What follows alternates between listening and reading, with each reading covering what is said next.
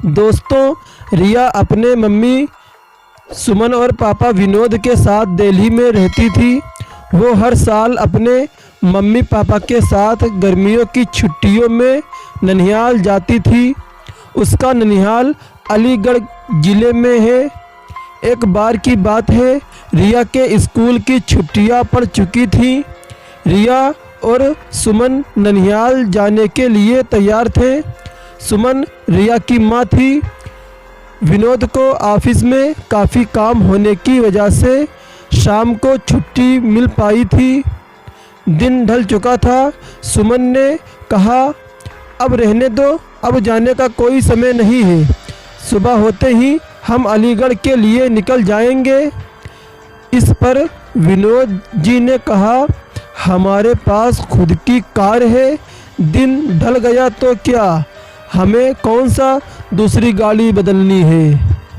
फिर रिया भी जिद करने लगी, मम्मी अभी चलो ना, मुझे अभी नानी के घर जाना है। रिया और विनोद के बहुत जिद करने पर सुमन जाने के लिए तैयार हो गई, लेकिन अंदर ही अंदर न जाने क्यों उसका दिल घबरा रहा था। अब रात हो चुकी थी और इन लोगों की गाड़ी सड़क पर चले जा रही थी। रात की वजह से सड़क पर गाड़ियों का आना जाना कम हो गया था। विनोद कार चला रहा था। सुमन और रिया पीछे की सीट पर बैठे थे।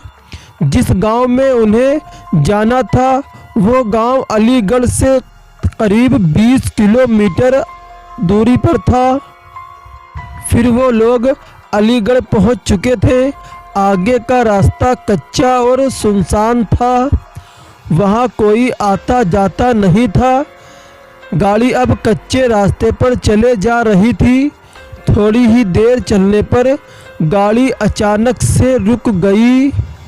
फिर रिया ने पापा से कहा, पापा क्या हुआ गाड़ी में, गाड़ी बंद क्यों हो गई है। बेटी की बात सुनकर विनोद जी ने कहा, पता नहीं बेटा, उतरकर देखता हूँ। फिर सुमन जी ने कहा, जल्दी से देखिए और यहाँ से चलिए, कितना सुनसान रास्ता है, मुझे कुछ ठीक नहीं लग रहा है। फिर कार से उतरकर विनोद जी ने गाड़ी के बोनट को खोलकर देखा, लेकिन गाड़ी में कहीं कोई भी कमी नहीं दिख रही थी। वो कार के अंदर आकर बैठ गए और कुछ सोचने लगे।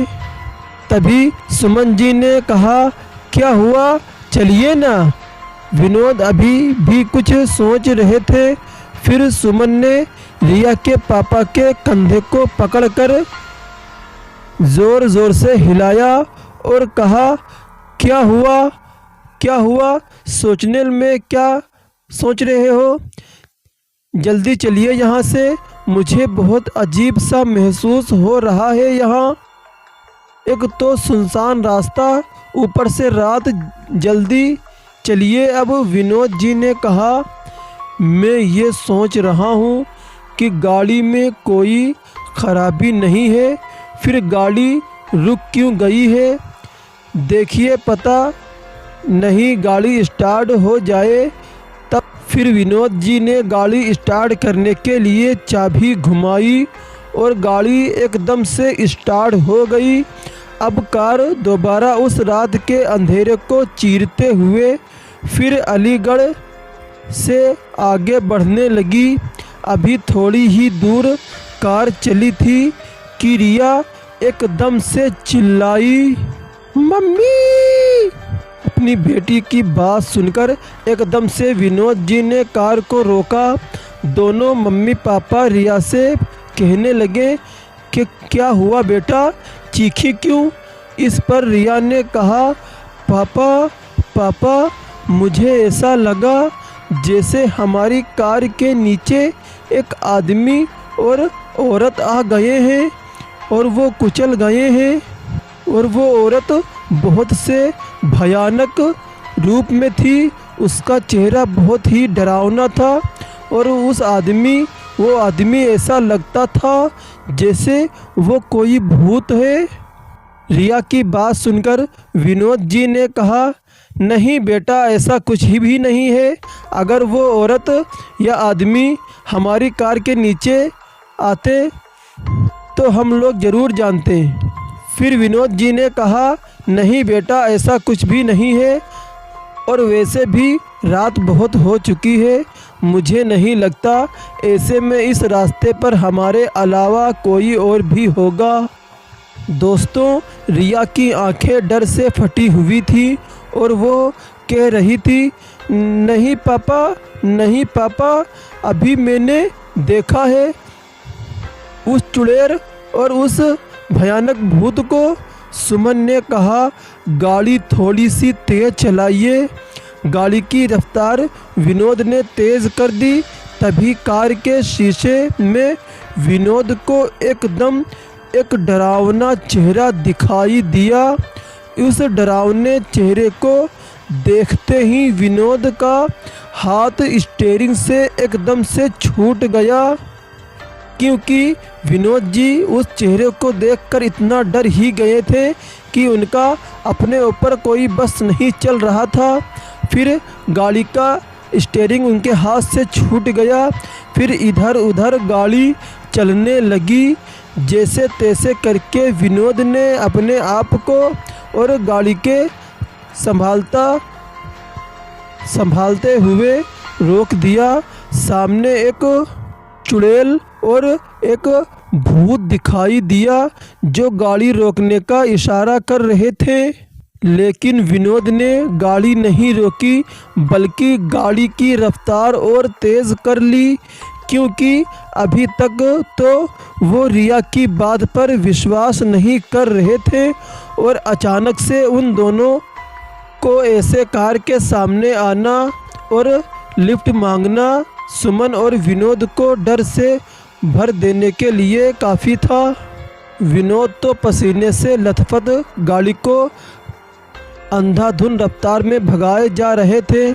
तभी ये क्या औरत, वो आदमी जिसको विनोद जी ने पीछे छोड़ दिया था, फिर सामने खड़े थे। वही भयानक चेहरा, वही ये लोग, वही चुड़ैल और वही भूत गाड़ी के सामने फिर से आ खड़े थे और वो गाड़ी रुकने का इशारा कर रहे थे। अब तो उन तीनों की जान मुंह को आ गई। अचानक सुमन का फ़ोन बजा। हेलो, कौन? फिर दूसरी तरफ से सुमन का भाई अर्जुन बोल रहा था, हेलो दीदी, कैसी हैं आप? फिर सुमन ने कहा, भैया कुछ ठीक नहीं है, इस रास्ते पर बहुत गड़बड़ है। और सुमन ने उस दोनों आदमी, चुड़ैल और भूत के बारे में अर्जुन को बता दिया। तब अर्जुन ने कहा, दीदी आप चिंता मत करो, मैं अभी आता हूँ। और फिर 10 से 15 मिनट के बाद ही अर्जुन वहाँ रास्ते पर आ खड़ा था।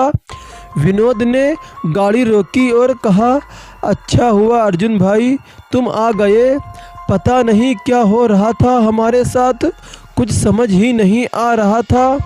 अर्जुन ने कहा, कोई बात नहीं जीजाजी, मैं आ गया हूँ ना, अब आपको कोई प्रॉब्लम नहीं होगी। अर्जुन भी अब कार में बैठा और कार घर की तरफ चल दी। अब तो मानो जैसे सुमन, विनोद और रिया का डर अर्जुन के आ जाने से हवा हो गया था। अब सब लोग घर पहुंच चुके थे। अर्जुन ने कहा, चलिए जीजाजी, कार की पार्किंग चाबी मुझे दे दीजिए, मैं पार्क कर देता हूं कार को, अब आप अंदर जाइए। विनोद ने कहा, ठीक है, और चाबी अर्जुन को दे दी। फिर जैसे ही रिया और उसके मम्मी पापा ने घर में एंट्री की, घर के अंदर गए, तीनों एकदम से चौंक पड़े। घर में सब लोग रो रहे थे और सामने किसी की लाश पड़ी थी।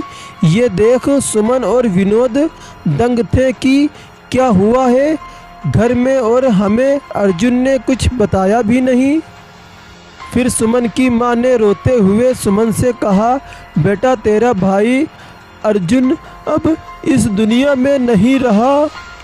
इतना सुनते ही सुमन, विनोद और रिया के पैरों तले ज़मीन खिसक गई। सुमन को विश्वास नहीं हो रहा था, क्योंकि जो भाई घर के बाहर तक उनके साथ था, घर में उसकी लाश पड़ी थी, उसकी डेड बॉडी पड़ी हुई थी, ये देखने के लिए कि कहीं ये मेरा वहम ना हो। सुमन ने अर्जुन के चेहरे से कफन हटाया। हाँ, ये सच था, सामने जो लाश पड़ी थी वो अर्जुन ही की थी। ये देखकर वो तीनों परेशान हो गए और सोचने लगे कि अभी हम लोग जिसके साथ घर आए थे, आखिर वो कौन था। फिर सुमन के पिता ने बताया कि रात 9 बजे अर्जुन अपनी बाइक से घर आ रहा था, तभी उसकी बाइक को एक ट्रक ने ज़ोरदार टक्कर मारी, जिससे उसके सर में चोट आई और मौके पर ही इसकी मौत हो गई। अगर अर्जुन मर चुका था तो जो बाहर था हम लोगों के साथ, आखिर वो कौन था। दोस्तों, आपको ज़रूर कमेंट करके बताना है कि वो जो बाहर था, जो साथ में आया था, आखिर वो अर्जुन था या फिर अर्जुन की आत्मा थी। आपको कमेंट करके ज़रूर बताना है। या फिर जो रास्ते में भूत मिले थे, या फिर ये अर्जुन वही था, ये आपको कमेंट करके ज़रूर बताना है। दोस्तों, फिर आपसे मुलाकात होगी एक और हॉरर कहानी के साथ। तब तक के लिए अपना ख्याल रखिए। धन्यवाद।